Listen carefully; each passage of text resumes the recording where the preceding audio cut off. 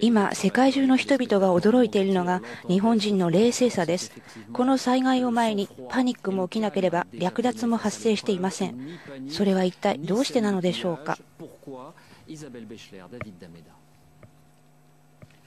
仙台に暮らす多くの日本人と同じように、こちらの女性も全てを失いました。にもかかわらず、取材班に自分の苦しみを見せまいと笑顔まで見せていました。すごい揺れでした。家に押しつぶされるかと思いました。日本でも長年暮らしてきた日本研究者は、そこに日本の活力を特徴づけるものがあると言います。日本人は悲観的でない運命論者なのです。運命に身を委ねるのです。例えば終戦の時の天皇陛下の耐え難きを耐えという言葉にもそれは現れています。僕は助かりましたが、近親者はみんな死んでしまいました。友達もそうです。みんな流されてしまいました。災害がいかに大きなものでも、日本人の受け答えは実に立派なものです。それはおそらく自然の力を崇拝する神道が教えるところの態度なのでしょう。日本では人間は自然の一部なのです。西洋では人間は自然の主人であるとされますが、日本では人間は自然に仕え、自然に一時身を置かせてもらっている存在なのです。日本人は苦しみを外に表さず、見せるとしてもごく控えめです。泣き崩れたりはしないのです。彼らは自分の苦しみを外に出しません。日本では苦しみに苦しみを重ねても仕方ないという考えがあるのです。泣きっ面に蜂ということわざもありますしね。苦しみを積み重ねても何の役にも立たない。だったら涙を拭いて死者を弔い再出発するしかないということです。第二次大戦後と同じように、日本は復興のエネルギーを取り戻すしかないのです。There's a Japanese proverb that after a great storm you can see more clearly where there is solid ground. As I traveled around this region, here's some of what I saw. Here in the landscape left behind by the storm without pity, Hello. the people here show what has always been at the heart of the Japanese culture. You need the food. You need the food. Oh, we are fine. We have enough for us, so we want to share. In Japan, Shinto, Buddhist, and Confucian traditions promote considering community when you consider yourself. We saw this video on YouTube the moment after the earthquake interrupted a graduation ceremony. A brief moment of confusion, and then everyone working together to clear the rubble. The Prime Minister used the phrase in announcing the blackouts he said would be required because of the shortage of electricity. This is the toughest and the most difficult crisis for Japan. But now we learn the government-ordered blackouts don't have to happen because the people voluntarily stopped using non-essential power. This is a shelter. Some of these people here for days, and look. It's recycling, organized for recycling. Plastic, combustible, burnable, cans. The Japanese call it itai. It means to come together as one body. And something else astonishing after a disaster, not a single reported case of looting in a country of 128 million people. Instead, we saw astonishing patience and order, the long lines everywhere outside the grocery store for basics. You never believe this mother and so many others patiently hold their children for 3 hours while waiting to get food. And before we leave, a new mother traveling the day the earthquake struck, giving birth amid the aftershocks, saying, "I hope the baby is strong and brings new hope to Japan."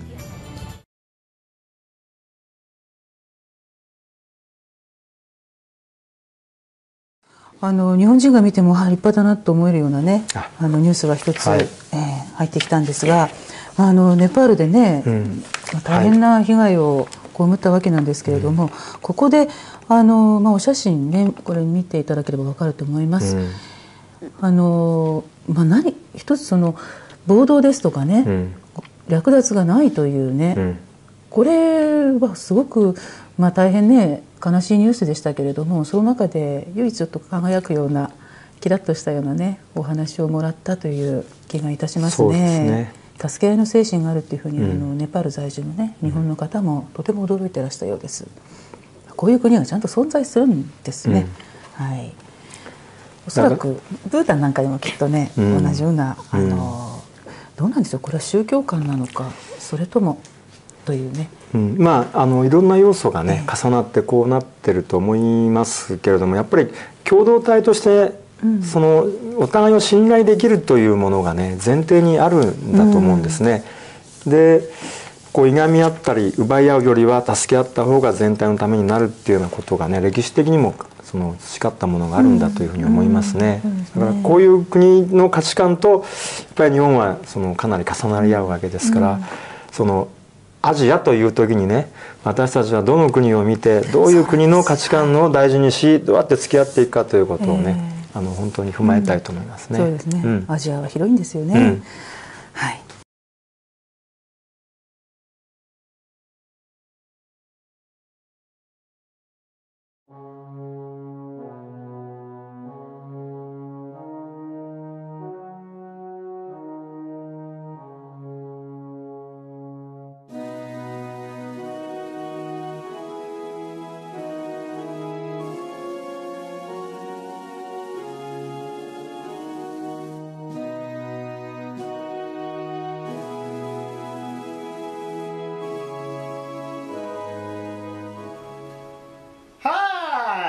Hi folks, this month March marks the 1-year anniversary of a horrific event that swept across the northern part of Japan. March 11, 2011. The nation was hit with a 9-point-something earthquake. Then following the earthquake and the tsunami, with the waves, the water would come rushing in at an estimated 500 miles an hour. Now most of the buildings survived that 9-point earthquake because they built them to survive earthquakes, but what could survive that tsunami that swept in right afterwards? Hardly anything. Everything was demolished and swept out to sea. And this is the 1-year anniversary of this tragedy that fell upon this nation. But folks, when the tragedy hit the nation of Japan, the rest of the world was amazed. First of all, to see such a natural calamity, such as a 9-point-something earthquake, then the tsunami come rushing in. I mean, we were just absolutely horrified. But then we were amazed. We were amazed by the behavior of the Japanese people. We have not seen this before. This what transpired, what took place in Japan by the Japanese people. And let me illustrate this for you. 2005, a hurricane hits New Orleans off the Gulf of Mexico, United States, Hurricane Katrina. And what happens? Looting. Most natural calamities that take place in the United States, well, I shouldn't say most, but we become accustomed to bottom feeders looting. Well, when the tsunami and earthquake hit Japan, one of the glowing articles across the world was, where were the looters? Come to find out, a lot of people in Japan don't even understand the word looting. There was virtually no looting in Japan. And we're scratching our heads saying, no looting in Japan? We never heard of that. Katrina, the rain stopped, boom. They were out looting. Another instance. Katrina, New Orleans, United States of America. The National Guard sends in helicopters to help rescue these poor unfortunate souls who did not have the means or the brains to get out of the area. They were shooting at the helicopters. The people to be rescued were shooting at the helicopters. Bottom feeders. The United States in Japan sends 20,000 military personnel to assist the Japanese in rescuing and recovery efforts. Operation Tamadachi. When I was in Japan, a number of people were wearing this patch, and most notably a gentleman by the name of Mr. Goto in Osaka, and he gave me this patch. Which basically means Operation Friendship, because the United States helped in Japan after the earthquake tsunami.